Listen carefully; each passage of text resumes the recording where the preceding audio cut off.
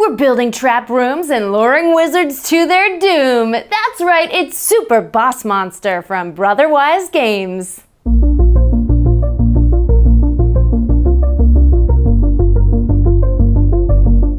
In this dungeon-building death dealer, 2 to 4 players take on the role of boss monsters. We know you always dreamt of being the villain in the 16-bit console game. This newer version of the game is both standalone and completely compatible with previous versions of Boss Monster. Over a series of turns, players construct rooms, cast spells, and collect souls from adventuring heroes. The player who collects the most souls without taking too much damage from heroes wins the game. Setup begins with the town board placed center. It features town slots, location slots, and a market row along the bottom. Next, the hero deck. According to your player count, assemble the deck with heroes and epic heroes, removing any cards with player count symbols that exceed the number of players. For instance, we're setting up for a 3-player game, so we'll remove all the cards with this 4-player symbol. Shuffle the 2 types separately and then place the heroes pile on top of the epic heroes. Place this deck next to the top left of the town board. Separately shuffle and place the spell and room decks and set them on either side of the town board next to the market row. Create a supply of heart counters nearby. Next, take the boss cards and give them a shuffle. Deal 2 to each player, who selects 1 to keep and removes the other from the game. They then draw 5 room cards and 2 spell cards into their private hand. If a player draws at least 4 advanced rooms or 4 of one treasure type, they can shuffle their starting hand into their respective decks and draw a new starting hand. Each player also gains 1 minion meeple. Give the first player marker to the player with the highest XP value on their monster. Before beginning the game, each player must build 1 room card from their hand by placing it face down to the left of their boss. Once all players have done this, reveal simultaneously. If the room cards have any "when you build this" effects, they now resolve. Gameplay occurs in turns, each divided into 5 phases. The town phase, the build phase, the bait phase, the adventure phase, and end of turn. First up in the town phase, restock the market by dealing 1 spell card and a number of room cards equal to the player count into the market slots. Only fill slots marked with your player count or less. Room cards come in 2 major types: monster cards with this silver symbol and trap cards with this silver symbol. Both of these card types also have advanced versions which have the same symbol in gold. Each room card has an ability, which is active while it's in play, a damage value, and a treasure icon, either sword, tome, money bag, or holy symbol. We'll talk more about spell cards shortly.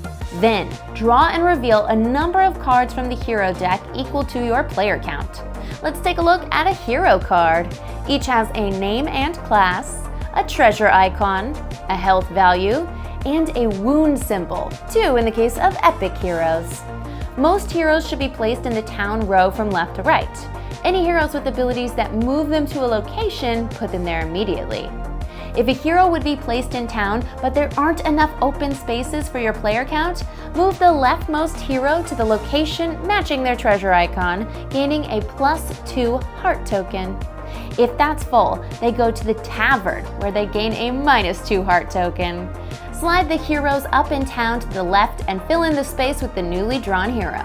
After revealing the heroes, each player, starting with the first player and proceeding clockwise, first takes 1 card of their choice from the market into their hand. They then place their minion meeple on any unoccupied action space, which includes locations, on bosses, or on room cards. The town board has 3 action spots on each of 4 locations. They provide bonus treasure icons, summoning heroes, and special abilities. Next, in the build phase, players take turns building rooms in their dungeon. On their turn, the active player may place a new room face down into their dungeon, either to the left of their leftmost card or on top of an existing room card.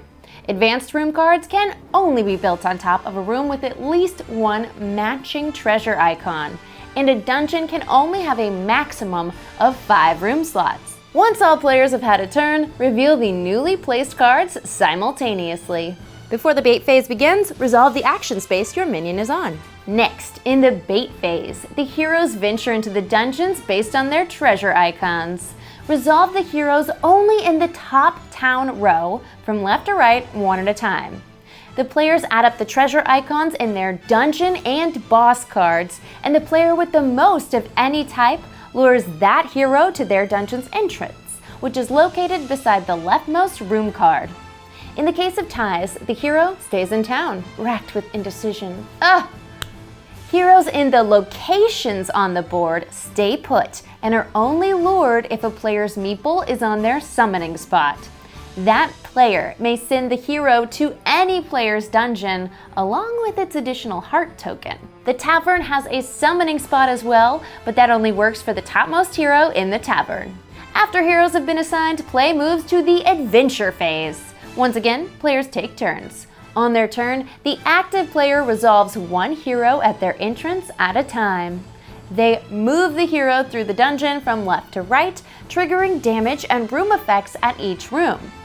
In each room, after damage is dealt, players may activate room effects or cast spells marked with the adventure icon.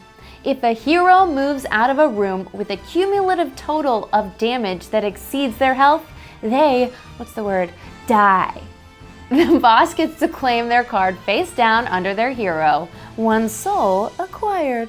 However, if the hero makes it to the boss card while still alive, it deals a wound to the boss. Set this face up under the boss. Note that epic heroes deal 2 wounds. Once all players have resolved their heroes, the turn ends. Resolve any end of turn effects and reactivate any rooms that were deactivated by game effects. Pass the first player marker clockwise to the next player, retrieve minions back to their player area, and begin a new turn. And that's the turn structure. Here's a few more important mechanics. Spell cards. These each have a name, effect, and phase icon. The phase icon indicates when it can be played, either in the build phase, the adventuring phase, or either. Spells and room abilities resolve in the reverse order in which they were played, last in, first out. Level up abilities. These appear on the boss monster cards and resolve when their dungeon first reaches 5 rooms, and thus can only occur once per game. Gameplay continues until one player ends the turn with 10 or more souls, or if all the heroes have been revealed. Each player then calculates their total souls, subtracting their total wounds. The player with the highest result wins the game. In the case of a tie, the player with the highest XP wins. And that's the basics of Super Boss Monster. I'm Becca, this is Good Time Society, and my boss is a monster. I mean, she's only 10 months old, but she lures me into her room with cuteness and then hits me with an anvil every time. Be sure to like this video, subscribe to the channel, and come on back for more great games and good times.